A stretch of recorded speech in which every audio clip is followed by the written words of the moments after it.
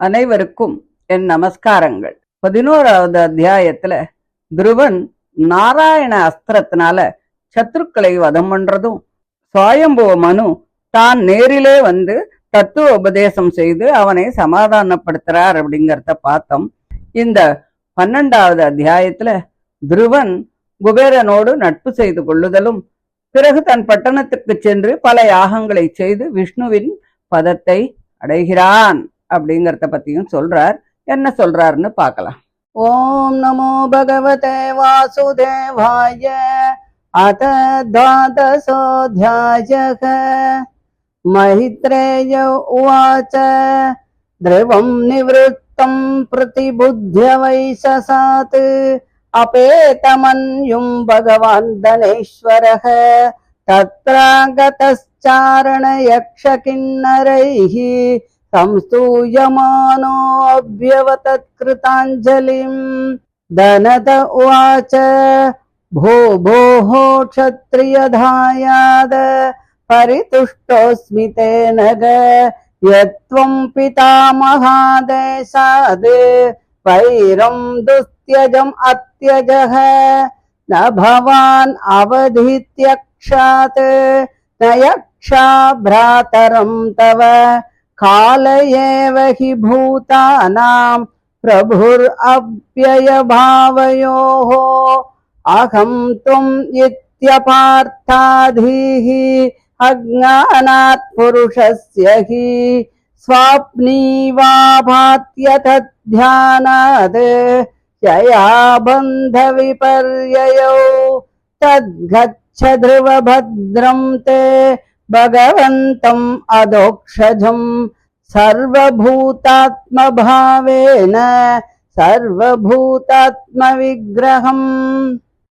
भजस्स भजनीयाङ्घ्रिम् अभवाय भवच्चितम् युक्तं विरहितं शक्त्या गुणमय्या आत्ममायया। वृणहि कामं नृपयन्मनोगतं मत्तत्त्वमौत्थानपदे विसङ्कितः। वरं वरार्हो अम्बुजनाभपादयोः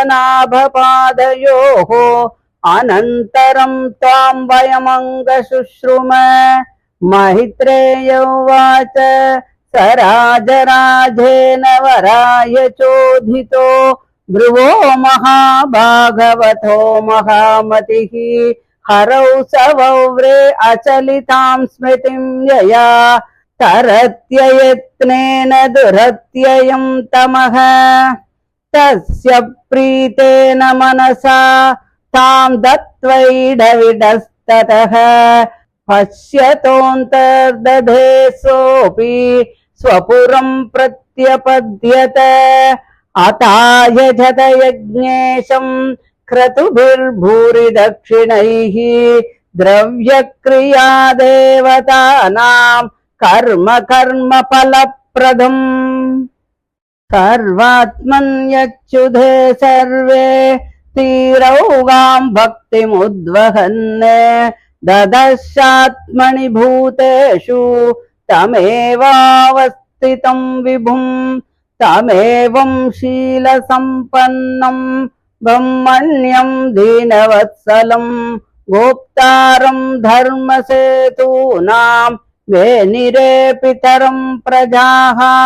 37 वर्षसाहस्रं सशास क्षितिमण्डलं भोगैः पुण्यक्षयं कुर्वन् अवोघैरसुभक्षयम्। एवं बहुसवं कालं महात्मा विचलेन्द्रियः त्रिवर्गौपैकं नीत्वा पुत्रायाधानृपासनं। मन्यमान इदं विश्वं मायारचितमात्मनि अविद्यारचितस्वप्न गन्धर्वनगरोपमम्। आत्मस्त्री अपत्य सुहृदो बलमृद्धकोशम् अन्तःपुरं परिविहार भुवश्चरं याः। भूमण्डलं जलधिमेखलमाकलय्य कालोपसृष्टमिति स प्रययौ विशालाम् तस्यां विशुद्धकरणः शिववार्विगाह्य भद्वासनं जितमरुन्मनसा हृताक्षः स्थूले ददार भगवत्प्रतिरूपयेतत् ध्यायंस्तदौ व्यवहितो व्यसृजत् समादौ भक्तिं हरौ भगवती प्रवहन्नजस्रम् आनन्दबाष्पकलया मुहुरर्ध्यमानः विग्लुद्यमान हृदयः पुलकाचिताङ्गो नात्मानमस्मरदसौ इति मुक्तलिङ्गः सददश विमानाग्र्यं तपसो अवतरद्ध्रुवः विप्राजयद्दश दिशो राकापदिमिवोदितम् तत्राणुदेव प्रवरौ चतुर्भुजौ श्यामौ किशोरौ अरुणाम्बुजेक्षणौ स्थितौ अवष्टभ्य गतां सुवाससौ किरीटहाराङ्गदचारुकुण्डलौ विज्ञायतौ उत्तमगाय किङ्करौ अभ्युदितः साध्वस विस्मृतक्रमः न नाम नामानि गृह्णन्मधुद्विषः पाशत्प्रदानौ इति संहताञ्जलिः तं कृष्णपादाभिनिविष्टचेतसं बद्धाञ्जलिं प्रश्रयनम्रकन्धरं सुनन्दनन्दौ उपसृत्य सस्मितं प्रत्यूचतु पुष्करणाभसम्मतौ सुनन्दनन्दाऊचतुः भो भो राजन् सुभद्रं ते वाचं नो वहितः शृणु यः पञ्चवर्षस्तपसा भवान् देवम् अतितृपते तस्याखिल जगद्धातुः आवां देवस्य सार्ङ्गिणः पार्षदौ इह सम्प्राप्तौ नेतुं त्वां भगवत्पदम् सुदुर्जयं विष्णुपदं जितं त्वया यत्सूरयो प्राप्य विसक्षते परम् आतिष्ठ तच्चन्द्रदिवाकरादयो ग्रहक्षतारापर्यन्ति दक्षिणम् अनास्थितं ते पितृभिः अन्यैरप्यङ्गकर्हिचित् आतिष्ठ जगतां वन्द्यं तद्विष्णुः परमं पदम् एतद्विमानप्रवरम् उत्तमश्लोकमौलिना उपस्थापितमायुष्मन् अधिरोढुं त्वमर्हसि मैत्रेय उवाच निशम्य वैकुण्ठनियोज्य मुख्ययोः मधुच्युतं वाचम् उरुक्रमप्रियः कृताभिषेकः कृतनित्यमङ्गलो मुनीन् प्रणम्याशिषमभ्यवादयत् प्रीत्याप्यर्च्य धिष्ण्याग्र्यम् पार्षदौ अभिवन्द्य च येष तद्दधिष्ठातुम् बिभ्रद्रूपम् हिरण्मयम् तदो उत्तानपतः पुत्रो ददशान्तकमागतम् मृत्योर्मूर्ध्निपदम् दत्त्वा आरुरोहाद्भुतम् गृहम् तदा दुन्दुभयो नेदुः मृदङ्गपणवादयः गन्धर्वमुख्या प्रजगुः पेतुः कुसुमवृष्टयः स च स्वर्लोकमारोक्ष्यन्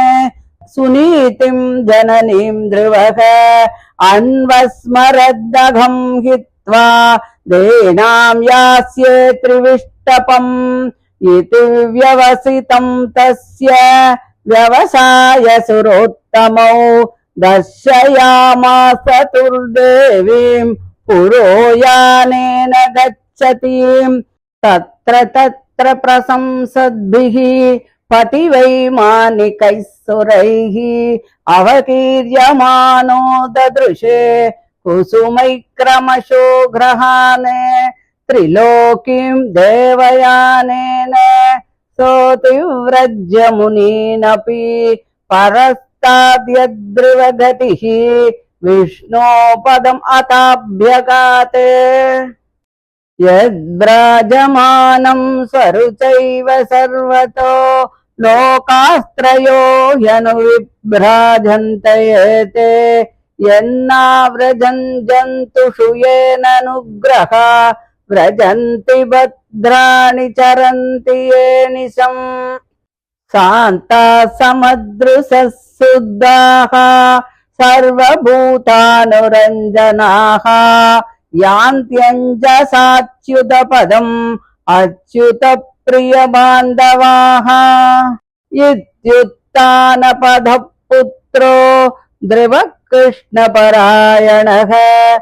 अभूत्रयाणां लोकानां चूडामणिरिवामलः गम्भीरवेगो अनिमिषम् ज्योतिषां चक्रमाहितम् यस्मिन् भ्रमति कौरव्य मेढ्यां इव गवां गणः महिमानं विलोक्यास्य नारदो भगवान् ऋषिः आतोऽध्यं वितुतं श्लोकान् सत्रे गायत् प्रचेदसाम् नारद उवाच नूनं सुनीते पदि देवतायाः तपप्रभावस्य सुतस्य तां गतिं दृष्ट्वाभ्युपायान् अभिवेदवादिनो नैवाधिगन्तुं प्रभवन्ति किं नृपाः यः पञ्चवर्षो गुरुदारवाक्षरैः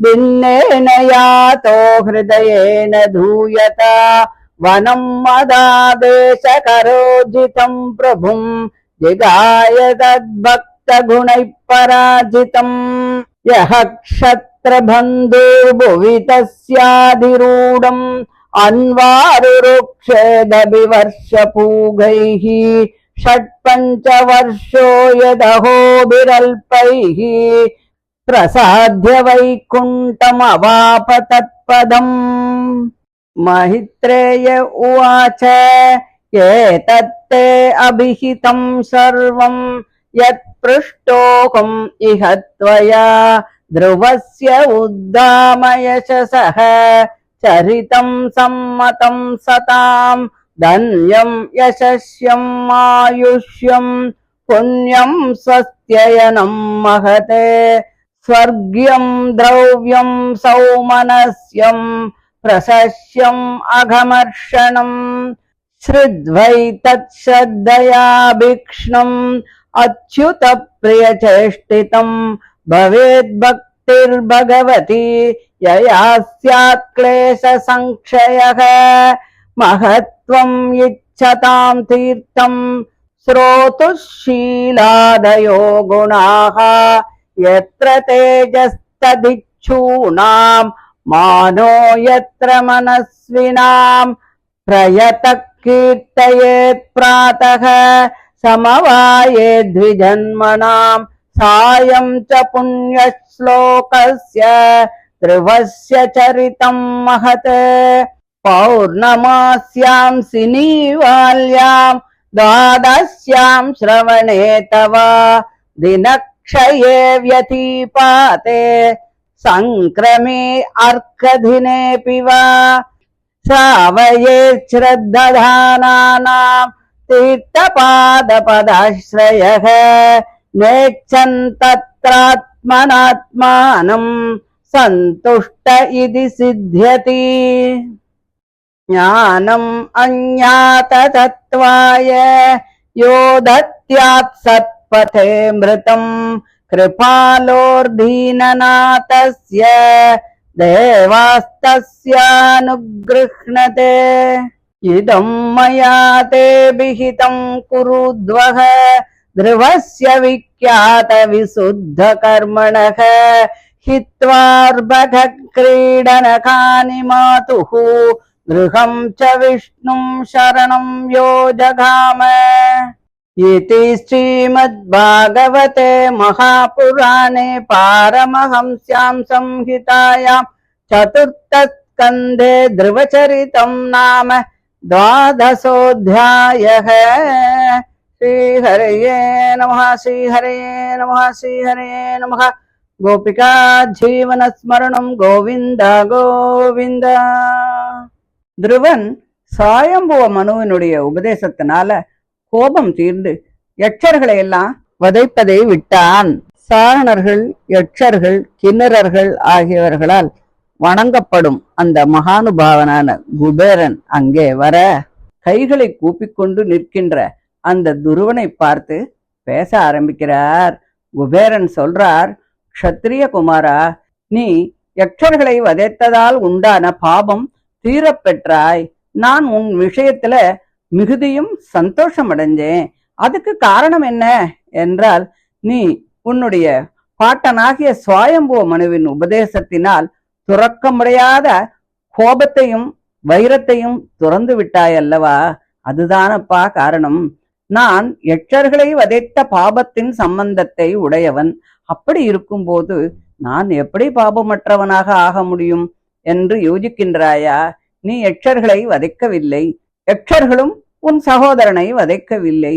ஏனென்றால் பிராணிகளின் மரணத்திற்கும் உற்பத்திக்கும் காலஸ்வரூபனான ஈஸ்வரனே காரணம். ஒருவரை ஒருவர் வதைப்பதால் உண்டான வேர்வை, இளைப்பு முதலியவைகள் எனக்கும் யட்சர்களுக்கும் கண்கூடாக இருக்கும் பொழுது அதை நீ செய்யவில்லை, ஈஸ்வரனே அதை செய்தான் என்பது எப்படி பொருந்தும் என்று நினைக்கிறாயா? பிராணிகள் தேகத்தை காட்டிலும் விலட்சணமான ஆத்மாவின் உண்மையை அறியாமல் அந்த தேகத்தையே ஆத்மாவாக நினைத்து நான் கொன்றேன், நீ கொன்றாய் என்று நினைக்கிறார்கள்.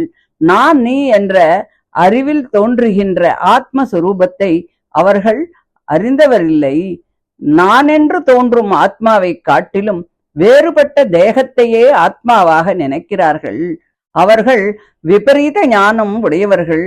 விபரீத ஞானமாவது ஒரு வஸ்துவை மற்றொரு வஸ்துவாக நினைப்பதுதான். முத்துச்சிப்பியை பார்த்து இது வெள்ளி என்று நினைத்தால் அது விபரீத ஞானம்தானே. ஒரு வஸ்துவுக்கு ஒரு குணம் இயற்கையில் ஏற்பட்டிருக்க அதை விட்டுவிட்டு அதில் இல்லாத மற்றொரு குணத்தை அதில் இருப்பதாக நினைப்பது அஞ்ஞானம். சங்கானது வெண்மையாக இருக்க அதை பொன்னிறமுடையதாக நினைப்பது அஞ்ஞானம்தான்.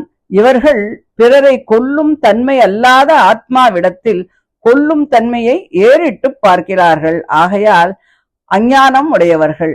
ஜீவாத்மா கொல்லும் தன்மையன் அல்லன். ஆத்மாவுக்கு உற்பத்தியாவது தேக சம்பந்தம் உண்டாக பெறுதல் தான். மரணமாவது தேக வியோகத்தை பெறுதல். சரீரத்திற்கே உற்பத்தியும் மரணமும். தேகத்திற்கு உற்பத்தி என்பது ஒரு அவஸ்தையை பெறுவதுதான். மரணம் என்று சொல்வது முன்னிருந்த அவஸ்தையை விட்டு விடுதல். இந்த உற்பத்தி மரணங்கள் தேகத்திற்கு என்றும் உள்ளவைகள். அதனால் பரிகரிக்க முடியாமல் நித்தியமாக இருக்கின்ற உற்பத்தி மரணங்களை பற்றி நாம் யோசிக்க வேண்டிய அவசியமில்லை. தேகத்துக்கும் ஆத்மாவுக்கும் கொல்லப்படுகை, கொல்லுகை ஆகிய இவை இரண்டும் இல்லாதவைகளே. அவ்விரண்டிற்கும் அவை இரண்டும் உண்டு என்று நினைப்பது அஞ்ஞானம்தான். உற்பத்தி என்பது வஸ்து புதிதாக உண்டாவது, மரணமாவது உள்ள வஸ்து இல்லாமல் அழிந்து போவது என்று அஞ்ஞானிகள் நினைக்கிறார்கள். தேகத்துக்காவது ஆத்மாவுக்காவது அத்தகைய உற்பத்தி மரணம் கிடையாது. ஆத்மாவுக்கு உற்பத்தி மரணம் என்பது இல்லாத வஸ்துவை உண்டாகையும் உள்ள வஸ்து இல்லாமல் போகையும் அல்ல.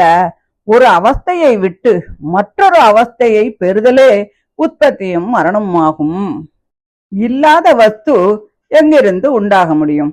இருந்த வஸ்துவும் இல்லாமல் எப்படி போகும்? ஆகையால் அவர்கள் நினைக்கும் நினைவு சொப்பனத்தில் அனுபவம் போல் பொய்யே தவிர மெய்யல்ல. சொப்பனத்தில் காண்கின்ற யானை, குதிரை, தேர், மனைவி, மக்கள் இவைகள் எல்லாம் எப்படி உண்டாகிறது என்றால், ஈஸ்வரன் அந்த சொப்பனம் காண்கின்றவன் மாத்திரம் அந்த சொப்பன காலம் வரையிலுமே அனுபவிக்கும்படியாக அவரவர் புண்ணிய பாபங்களுக்கு தகுந்தபடி அந்த வஸ்துக்களை படைத்து அனுபவிக்கவும் செய்கின்றான். அந்த சொப்பனம் தீர்ந்தவுடன் அவற்றை மறைத்து விடுகிறான். ஆகவே சொப்பனம் காண்கின்றவன் கண் விழித்துக் கொண்டு அந்த வஸ்துக்களை பார்க்க முடிவதில்லை. சொப்பனத்தில் காணும் வஸ்துக்கள் உண்மைதான், ஆனால் கண் விழித்த பிறகு தெரிவதில்லையே. அதனால் அவற்றை பொய் என்று சொல்கிறார்கள். வாஸ்தவத்தில் அது பொய்யில்லை. சொப்பனத்தில் புலப்படும் வஸ்துக்கள் அக்காலத்தில் சுகதுக்கங்களை விளைவிப்பது மாத்திரமே அன்றி மேலும் மேலும் ஜன்ம ஜரா மரணாதி துக்கங்களுக்கு இடமான சம்சாரத்தை விளைத்து மகத்தான கெடுதியை மாறாமல் நடத்தி கொண்டிருக்கும். அதனால் ஜீவாத்மாக்கள் தமக்கு இயற்கையில் ஏற்பட்ட, அதாவது பாபம் இல்லாமல் இருக்கும் குணங்கள் மறையப் பெற்று வருத்தமடைகிறார்கள். நீ உன் சகோதரனை கொன்ற யக்ஷர்களை வதைத்தது பிரத்யட்சமாகவே தெரிகிறது. அங்கனம் செய்தமையால் உண்டான வேர்வை, களைப்பு இவைகளையும் பிரத்யட்சமாக தெரிகிறது. இருந்தாலும் தேகத்திற்கும் ஆத்மாவுக்கும் கொல்லப்படுதல் கொல்லுதல் ஆகிய இரண்டு தர்மங்களும் உண்டென்று நினைப்பது அஞ்ஞானத்தினால் வருவது என்றும், காலத்தை சரீரமாக உடைய ஈஸ்வரனே அதை செய்பவன். வேர்வை, சிரமம் இவைகள் எல்லாம் சரீரமாகிய பிரகிருதி புருஷன்கள் மூலமாக ஈஸ்வரனுக்கே பொருந்தும் என்றும் சாஸ்திரங்களும் அவற்றை உணர்ந்த பெரியோர்களும் நிரூபித்து சொல்கிறார்கள். அதனால நாம் நினைப்பது பிரமைதானே தவிர உண்மையே அல்ல. அதனால் ஈஸ்வரனே காலத்தை சரீரமாக உடையவனாகி அந்தந்த செயல்களை ஜீவன் மூலமாக நடத்தி வருகிறான்.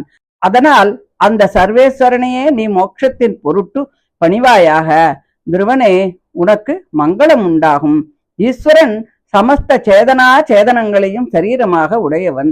இந்த யக்ஷர்களும் அந்த ஈஸ்வரனுடைய சரீரங்கள் தானே. அதனால் அவனுடைய சரீரங்களாகிய இந்த யக்ஷர்களை நீ வதைப்பது அந்த ஈஸ்வரனுக்கு துரோகம் செய்தது போலத்தான். நீ இந்த முயற்சியினை விட்டதால் உனக்கு க்ஷேமம் உண்டாகும். நீ புறப்பட்டு உன்னுடைய கிரகத்திற்கு போவாயாக. அந்த சர்வேஸ்வரன் இந்திரியங்களுக்கு தெரிய மாட்டான். ஆனால் அவனை எப்படி பணிய முடியும் என்று நினைக்காதே. அவன் இந்திரியங்களுக்கு விஷயமாகாதவன். யோகாபியாசத்தினால் பரிசுத்தமான மனமுடையவர்களுக்கு அத்தகைய மனதினால் பணியத் தகுந்த பாதார விந்தங்களை உடையவன். அவன் தன்னை பணிகின்றவர்களுடைய சம்சார பந்தத்தையும் போக்கக்கூடிய திறமை உடையவன்.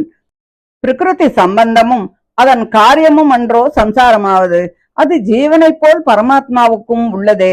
எப்படி இது என்றால், அவன் பிருத்திவி முதலிய சமஸ்த பூதங்களிலும் உள்புகுந்து அவற்றை சரீரமாக உடையவன். அதனால் பிரகிருதி சம்பந்தம் உண்டென்று ஸ்பஷ்டமாக தெரிய வருகிறது.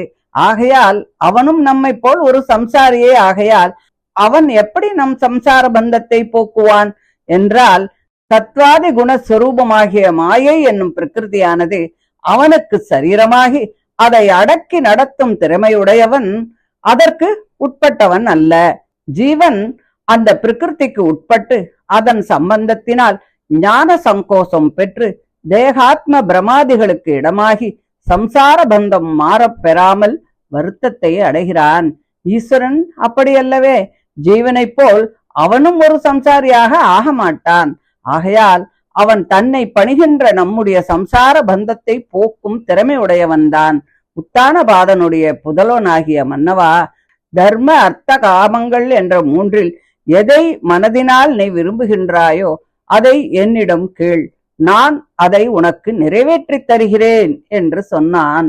துருவனே, பிரம்மாதிகளான தேவதைகளால் பூஜிக்க தகுந்தவனும் ஞானாதி குணங்கள் நிறைந்தவனுமாகிய பத்மநாபனுடைய பாதார விந்தங்களில் நீ மிகுந்த மன விருப்பம் உடையவன் என்று நான் கேள்விப்பட்டிருக்கிறேன். அதனால் உன்னிடத்தில் நான் மிகவும் சந்தோஷமடைந்தேன்.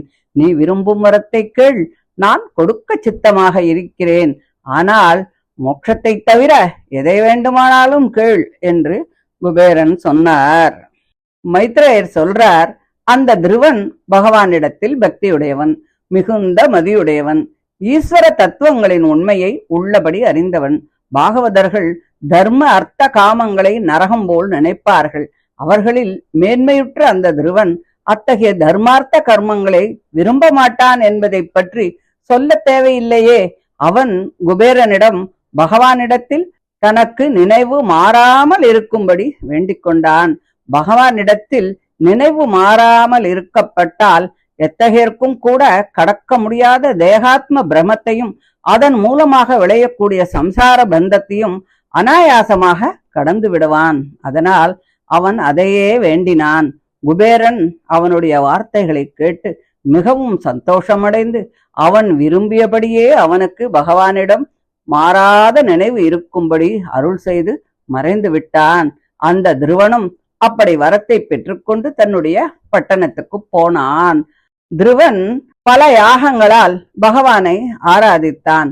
அவன் பாட்டன் முதலியவர்கள் உபதேசித்தபடி சமஸ்த வஸ்துக்களுக்கும் அந்தராத்மாவாக இருப்பவனும் சமஸ்த சப்தங்களுக்கும் பொருளாக இருப்பவனும் சுத்த சத்துவமயமான திவ்ய மங்கள விக்கிரகத்தை உடையவனும் சத்வாதி குணங்கள் தீண்டப் பெறாதவனும் தன்னை பற்றியவர்களை கைவிடாமல் பாதுகாப்பதை பெரிய விரதமாக உடையவனுமான அந்த பரம புருஷனிடத்தில் எந்தவித இடையூறுமின்றி எதிலும் தடைபடாத பக்தி ஏற்பட்டு தன்னிடத்திலும் சமஸ்த பூதங்களிலும் அந்த பகவானையே சாட்சாத்கரித்தான். நல்ல குணங்கள் நிறைந்தவனும் பிராமணர்களை பணிவதில் ஊக்கமுடையவனும் தீனர்களிடத்தில் வாத்சல்யம் அமைந்தவனும் தர்ம மரியாதைகளை நிலைநிறுத்துபவனுமாகிய அந்த துருவனையே பிரஜைகள் எல்லோரும் தந்தையாகவே நினைத்து கொண்டார்கள். அவன் சுகானுபாவங்களால் புண்ணியத்தையும் துக்க அனுபவங்களால் பாபத்தையும் கழித்து பரம புருஷனை பெறுவதற்கு விரோதியான புண்ணிய பாபங்களை எல்லாம் அனுபவித்து உதறி தள்ளி 20,000 வருஷங்கள் வரையில் பூமண்டலத்தை ஆண்டு வந்தான். இவ்வாறு பல ஆண்டுகள் கழிந்ததும் பல யாகங்களை செய்து தர்ம அர்த்த காமங்களை பெறக்கூடியதுமான நெடுங்காலம் ஜீவித்து தம்முடைய வலிவு மாறாமல் திடமான சக்தி உடையவனாக பகவானை தவிர வேறு விஷயங்களில் மனம் செல்லாமல் அந்த காலத்தையெல்லாம் கடத்தி கடைசியில் ராஜசிம்ஹாசனத்தை தன் புதல்வனுக்கு கொடுத்தான். அதன் பிறகு சம்சாரத்தை துறந்து பத்ரிகாசிரமத்துக்கு போனான். அவன் அந்த பத்ரிகாசிரமத்தில் மங்களமான ஜலத்தில் ஸ்நானம் செய்து இந்திரியங்களை எல்லாம் வேறு விஷயங்கள் எதிலும் போக விடாமல் தடுத்து பிராணவாயுவை வென்று காது முதலிய இந்திரியங்களை அடக்கி பகவானுடைய திவ்ய மங்கள விக்கிரகத்தில் மனதை நிலைநிறுத்தி தியானித்து பின்பு அந்த பகவானுடைய திவ்ய ஆத்மஸ்வரூபத்தை தியானித்தான். தான் மனுஷன் என்றும் க்ஷத்ரியன் என்றும் உத்தான பாதனுக்கும் சுனீதிக்கும் பிறந்தவன் என்றும் துருவன் என்று பேருடையவன் என்றும் நினைக்காமல் தன்னையே அவன் மறந்துவிட்டான். பின் ஆகாசத்தில் உதிக்கின்ற பூர்ண சந்திரன் போல பிரகாசிக்கும் ஒரு விமானத்தை கண்டான். அதில் 2 திவ்ய புருஷர்களையும் கண்டான். அவ்விருவரும் 4 புஜங்களை உடையவரும் கதையை ஏந்தி கொண்டு கிரீடம் ஹாரம் தோள்வளை இவைகளையெல்லாம் அணிந்து அழகிய குண்டலங்கள் உடையவராக இருந்தார்கள். அவர்களுக்கு செய்ய வேண்டிய பூஜையை மறந்து பகவானுடைய நாமங்களையே மொழிந்து கொண்டு அஞ்சலிஹஸ்தனாக அவன் நமஸ்காரம் செய்தான். அந்த விஷ்ணு கிங்கரர்கள் சொல்கிறார்கள், மன்னவனே, உனக்கு க்ஷேமம் உண்டாகுக. 5 வயது பாலகனாக இருக்கும் பொழுதே தபம் செய்து மகானுபாவனான பகவானை மிகவும் திருப்தி அடைய செய்தாயல்லவா? அந்த பகவானுடைய கிங்கரர்கள் நாங்கள். உன்னை பகவானுடைய ஸ்தானத்திற்கு அழைத்து கொண்டு போவதற்காக நாங்கள் இங்கே வந்தோம். அந்த ஸ்தானம் உன்னை தவிர யாராலும் வருந்தி கூட சாதிக்க முடியாதது. அப்படிப்பட்ட பதவியை நீ வென்றாய். சப்த மகரிஷிகளும் கூட அந்த ஸ்தானத்தை அடைய முடியாமல் அதை வெறுமனே பார்த்து கொண்டுதான் இருக்கிறார்கள். இந்த ஸ்தானத்தை சந்திரன் முதலிய கிரகங்கள் பிரதட்சணமாக சுற்றி வருகின்றன. அத்தகைய ஸ்தானத்திற்கு நீ வருவாயாக. அன்றியும் இந்த ஸ்தானம் சுவயம்பூ மனு முதலிய உன்னுடைய தந்தை பாட்டன்மார்களாலும் மற்றவர்களாலும் கூட அடையப்படாதது. இந்த ஸ்தானம் சமஸ்த லோகங்களாலும் பூஜிக்க தகுந்த மேன்மையுடையது. எல்லா பதவிகளிலும் மேலாக இருப்பது ஸ்ரீ மகாவிஷ்ணுவினுடையது. இப்படிப்பட்டதான இந்த பதவியை நீ உன் தவமகிமையால் வென்றுவிட்டாய். இந்த ஸ்தானத்தை நீ அடைவாயாக. இந்த திவ்ய விமானத்தின் மேல் நீ ஏறிக்கொள் என்று சொன்னார்கள். மைத்ரேயர் சொல்றார், ஸ்ரீ வைகுண்டனுடைய கிங்கரர்களில் முதன்மையுடையவரான அந்த சுனந்த நந்தர்கள் இப்படி சொன்னதும் தேன் பெருகுவது போல இனிமையான அந்த வசனத்தை கேட்டு துருவன் மங்கள ஸ்நானம் செய்து நித்திய கர்மங்களை முடித்து மங்கள அலங்காரங்களை எல்லாம் செய்து கொண்டு முனிவர்களை நமஸ்கரித்து அவர்களால் ஆசீர்வாதமும் கிடைக்கப் பெற்றான். அப்பால் அந்த விமானராஜனை பிரதட்சணம் செய்து நமஸ்கரித்து முன்பு இருந்த உருவமே மிகுந்த ஒளிபெருக்குடன் விளங்கப்பெற்று அந்த விமானத்தின் மேல் ஏற விரும்பினான். அப்பொழுது வாத்தியங்கள் முழங்கின. மேன்மையான கந்தர்வர்கள் மிகவும் அற்புதமான கானத்தை செய்தார்கள். பூமாரி பொழிந்தது. அந்த துருவன் தீனையான தன்னுடைய தாயை துறந்து, நான் பிறருக்கு பெற முடியாத சொர்க்கம் போகின்றேனே, இனி நான் அவளை எப்பொழுது பார்க்கப் போகிறேன், அவள் வேறு கதியின்றி என்னையும் இழந்து எப்படி இருப்பாள் என்று மாதாவை நினைத்து கொண்டான். இப்படி அவன் சிந்திக்கின்ற அபிப்பிராயத்தை அவர்கள் அறிந்து கொண்டு தேவ சிரேஷ்டர்களான அந்த சுனந்த நந்தர்கள் திவ்ய விமானத்தின் மேல் ஏறிக்கொண்டு போகின்ற சுனீதி தேவியை அவனுக்கு காண்பித்தார்கள். அவன் அப்படி விமானத்தின் மேல் போகின்ற தன் மாதாவை கண்டு மனம் குளிரப்பெற்று ஆங்காங்கு வழியில் விமானத்தின் மேல் ஏறிக்கொண்டு உலவுகின்ற தேவதைகளால் புகழ்ந்து புஷ்ப வருஷங்கள் வாரி இறைக்கப்பட்டு சூரியன் முதலிய கிரகங்களின் ஸ்தானங்களை கிரமமாக அவன் பார்த்து கொண்டு போனான். பின்பு விஷ்ணுவின் ஸ்தானத்தை அடைந்தான். அந்த ஸ்தானம் மற்றொன்றை எதிர்பாராமல் தனக்குத்தானே பிரகாசித்துக் கொண்டிருக்கும் தன்மையுடையது. அதனுடைய தேஜஸினால் இந்த 3 உலகங்களுமே பிரகாசிக்கிறது. சத்தியலோகம் சென்றவர்கள் மீண்டு வராமல் கல்பாவலயானம் வரையில் அங்கே இருந்து பிரம்மாவுடன் பரமபதம் போவது போல துருவனுடைய ஸ்தானத்திற்கு போகின்றவர்களும் அப்படியே கல்பம் முடிகின்ற வரையில் அவ்விடமிருந்து அப்படியே பரமபதத்தை அடைந்து விடுவார்கள். அப்படிப்பட்ட லோகத்திற்கு அவன் போனான். சமதமாதி குணங்களாலும் சமஸ்த பக்தர்களிடத்திலும் நட்பு செய்தல் முதலிய குணங்களாலும் பகவானையே பிராபியமாகவும் பிராபகமாகவும் பற்றி இருக்கின்ற அந்த துருவன் இப்படி 3 லோகங்களுக்கும் மேல் சென்று நிர்மலமான ஒரு சூடாமணி போல் பிரகாசித்தான். விதுரரே, சூரியன் சந்திரன் முதலிய கிரகங்களும் அஸ்வினி முதலிய முக்கிய நட்சத்திரங்களும் மற்றும் உள்ள சாதாரண நட்சத்திரங்களும் இந்த துருவனையே எப்பொழுதும் சுற்றி கொண்டு இருக்கிறது. இத்தகையனான இந்த துருவனுடைய மகிமையை பார்த்து மகானுபாவரான நாரத மகரிஷி வீணையை வாசித்துக் கொண்டே பிரச்சேதசுக்களினுடைய பிரம்மசத்திரத்தில் பகவானுடைய மகிமையை பற்றி பிரசங்கம் செய்பவரில் பகவானுடைய அனுகிரகத்தினால் பதவியை பெற்ற துருவனுடைய மகிமையை இவ்வாறு பாடினார். இந்த துருவன் தன்னுடைய தாயின் சக்களத்தியான சுருச்சியின் வார்த்தைகளாகின்ற பானங்களால் பிளக்கப்பட்டு வருந்துகின்ற மனத்துடன் 5 வயது பாலகனாக இருக்கும் பொழுதே வனத்திற்கு சென்று அங்கு என்னுடைய கட்டளையின்படி இருந்து ஒருவராலும் வெல்ல முடியாத பகவானை அவரிடத்தில் பக்தி உள்ளவனாக ஆச்சரிக்கின்ற நற்குணங்களால் சுவாதீனப்படுத்தி கொண்டான். பூமியில் யாரும் அந்த துருவன் பெற்ற பதவியை பெறுவதற்கு நெஞ்சாலும் விரும்புவதற்கு வல்லமை இல்லாதவர்கள். அந்த துருவன் 5 வயது பாலகனாக இருக்கும் பொழுது சில நாட்களிலே பரமபுருஷனை அருள் புரிய செய்து கொண்டு அப்படிப்பட்ட பதவியை அவன் பெற்றுவிட்டான். மைத்ரேயர் சொல்றார், விதுரா, நீ என்னை எதை பற்றி கேட்டாயோ அதையெல்லாம் நான் உனக்கு சொன்னேன். துருவன் மேலான புகழை உடையவன். அவனுடைய சரித்திரம் ஸ்ரீ விஷ்ணு பக்தர்களுக்கு மிகவும் பிடித்தமானது. இந்த துருவ சரிதம் பணம், ஆயுள் இவைகளை வேண்டுபவர்களுக்கு அதை விளைவிக்கும் மற்றும் மங்களத்தை தரும், சொர்க்கத்தை தரும், துருவனுடைய ஸ்தானத்தையும் கொடுக்கும், மன வருத்தங்களை எல்லாம் போக்கும், சகல மேன்மையையுமே விளைவிக்கும். துருவனுடைய சரிதத்தை எவன் அடிக்கடி சிரத்தையுடன் கேட்கிறானோ அவனுக்கு பகவானிடத்தில் பக்தி உண்டாகும். பகவானிடத்தில் பக்தி உண்டானால் அதனால் ஆத்தியாத்மிகம் முதலிய சம்சார தாபங்கள் எல்லாம் தொலைந்து விடுமே. காலை மாலை 2 வேளைகளிலும் இந்த துருவனுடையதான பெரிய சரித்திரத்தை பாராயணம் செய்தால் அவனுடைய விருப்பங்கள் எல்லாம் இது நிறைவேற்றி தரும். பௌர்ணமியிலும் அமாவாசையிலும் சிரவண நட்சத்திரத்துடன் கூடிய தினத்திலும் ஞாயிற்றுக்கிழமை சப்தமி திதி இவைகளில் இந்த துருவ சரித்திரத்தை பாராயணம் செய்தால் விருப்பங்கள் எல்லாம் கைகூடும்.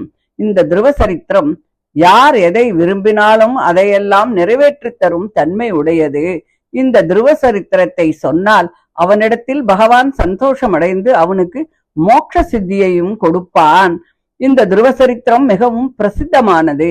கேட்பவர்களின் பாபங்களை எல்லாம் போக்கும். அப்படிப்பட்ட துருவ சரித்திரத்தை உனக்கு நான் சொன்னேன். இந்த துருவன் குழந்தையாய் இருக்கும் பொழுதே மாதாவினுடைய சன்னிதானத்தையும் விளையாட்டு பொருள்களையும் துறந்து ஸ்ரீ மகாவிஷ்ணுவை சரணமடைந்தான்.